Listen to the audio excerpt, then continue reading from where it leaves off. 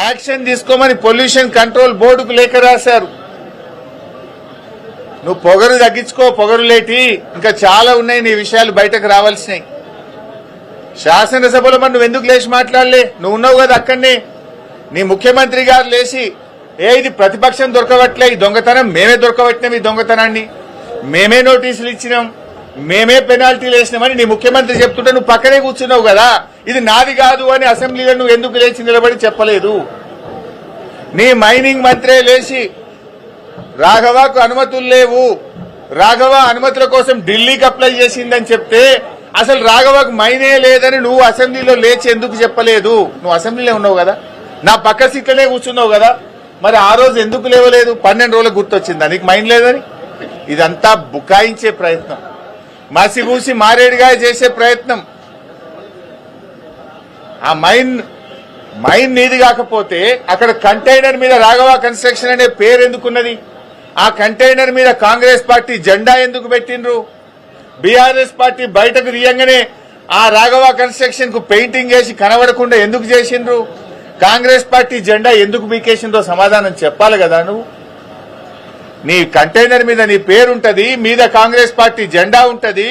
Pollution control బోర్డులో notice ఇస్తే, mining department notice ఇస్తే నీ ఉద్యోగి రిసీవ్డ్ అని సంతకం పెట్టి డేట్ వేసి ఫోన్ నంబర్ పెట్టి రాసిచ్చిన డాక్యుమెంటే కదా నేను అసెంబ్లీలో చూపించింది. మరి ఇప్పుడు చెప్పు, ఎవరు తప్పు? ముఖ్యమంత్రి తప్ప? చెప్పు, నా ముఖ్యమంత్రి అబద్దం చెప్పిండు అసెంబ్లీలో అని చెప్పు, మైనింగ్ మంత్రి అబద్దం చెప్పిండు అసెంబ్లీలో అని చెప్పు. నువ్వు కూడా అసెంబ్లీలో ఉన్నావు కదా, ముఖ్యమంత్రి మాట్లాడేటప్పుడు, మైనింగ్ మంత్రి మాట్లాడేటప్పుడు నువ్వు అసెంబ్లీలో కూర్చున్నావు. నువ్వు ఎందుకు నోరు మెదపలేదు? ఎందుకు నాకు మైన్ లేదని అసెంబ్లీ సాక్షిగా చెప్పలేదు? అంటే నువ్వు బుకాయిస్తున్నావు, ఈ బాంబులేటి అబద్దాలు చెప్తున్నాడు. నువ్వు ఆ మైనింగ్ లో పొంగు లూటీ చేసినావు అనేటువంటిది ఇలా రాష్ట్ర ప్రజలకు అర్థమైంది. నువ్వు ఆ రోజే చెప్పాలి కదా. అదేవిధంగా నాదర్గుల్ భూముల విషయం, ఆ బీఆర్ఎస్ టైంలో రిజిస్ట్రేషన్ అయిందని ఒక చిల్లర కథ చెప్తున్నావు. నేను అందుకే చెప్పిన, నిజాలు దాచి అబద్దాలు మాత్రమే మాట్లాడినావని. నిజమేంటిది? 2016లో ఈ భూములను నిషేధిత భూముల జాబితాలో పెట్టింది బీఆర్ఎస్ ప్రభుత్వం.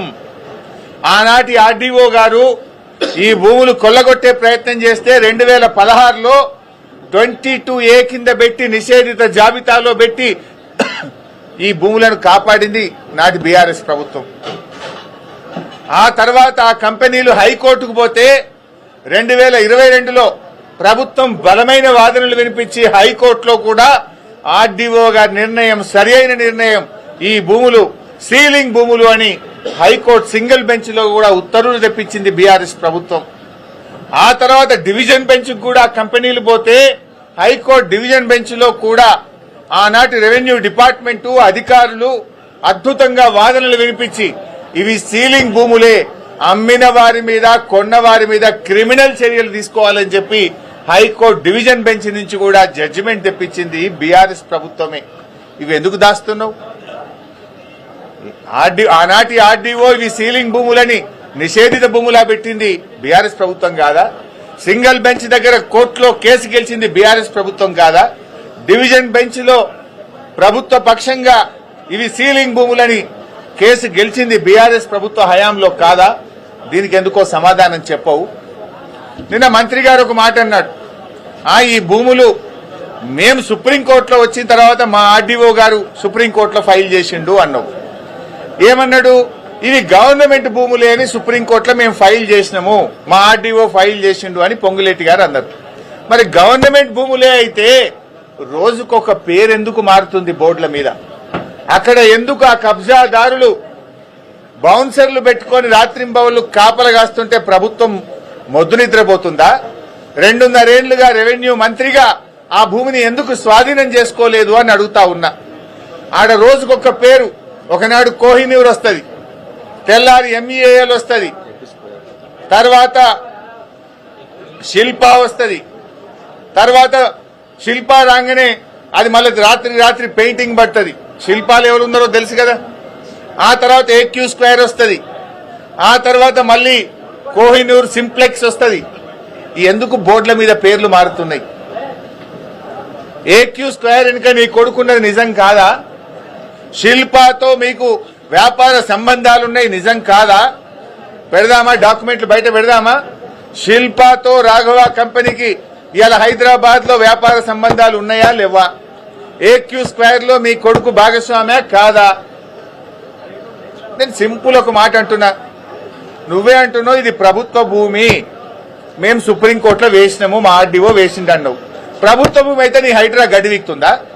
ప్రభుత్వ భూములు కాపాడడానికి, చెరువులు కాపాడడానికే కదా హైడ్రా. వెళ్ళండి, నేను మంత్రి గారిని కోరుతున్న, నిజాయితీ ఉంటే, చిత్తశుద్ధి ఉంటే తక్షణమే ఆ కాంపౌండ్ వాళ్ళు తొలగించండి, బౌన్సర్లను, ఆ ఆక్రమణదారులపై క్రిమినల్ కేసులు పెట్టండి, అరెస్ట్ చేయండి, ఆ భూమిని ప్రభుత్వం స్వాధీనం చేసుకోండి, ఆ భూమిలో సాగు చేసుకున్న రైతులకు ఎంట్రీ ఇవ్వండి. 2.5 ఏళ్లుగా రెవెన్యూ మంత్రిగా మరి నువ్వేం చేస్తున్నావు? ప్రభుత్వ భూమి అని నిన్న చెప్పినావు కదా. If it is government land, why government is not taking action? As per the land ceiling act, RDO is the custodian of the sealing lands. Then what is that RDO is doing? What is that Hydra is doing? పేదోళ్ళ ఇండ్ల మీదకి శనివారం ఆదివారం పై రాత్రికి రాత్రే కూలుస్తారు. High court స్టేలున్నా కూల్చే Hydraa ఇక్కడ a stay లేదు. In fact high court order ఉంది, ఇది గవర్నమెంట్ ల్యాండ్, ఇది సీలింగ్ ల్యాండ్ అని హైకోర్టు ఆర్డర్ ఉన్నా కూడా హైడ్రా ఎందుకు కళ్ళు మూసుకున్నది? హైడ్రా ఎందుకు యాక్షన్ తీసుకోవడం లేదు? దీనికి సమాధానం ఎందుకో చెప్పడు మంత్రి గారు. మంత్రి గారు, నువ్వు ఇదివరకు ఒకసారి బాంబులు పట్టే అని చెప్పి ఏడాది అర్థమైంది, నీ బాంబులన్నీ తుస్సు బాంబులే అయిపోయినాయి. నీ మాటలు విన్నాక రాష్ట్ర ప్రజలకు పొంగులేటి పొగరు దగ్గలేదు, నువ్వు పొగరులేటివి అనే విషయం స్పష్టంగా అర్థమైంది. నీ లూటీ మైనింగ్ లో నువ్వు పొంగు లూటివి అనే విషయం కూడా రాష్ట్ర ప్రజలకు స్పష్టంగా అర్థమైంది. ఇంకా చాలా ఉన్నాయి బయటకు వచ్చేది, ఏమిట్లకేమి రాలే, ఇంకా చాలా ఉన్నాయి.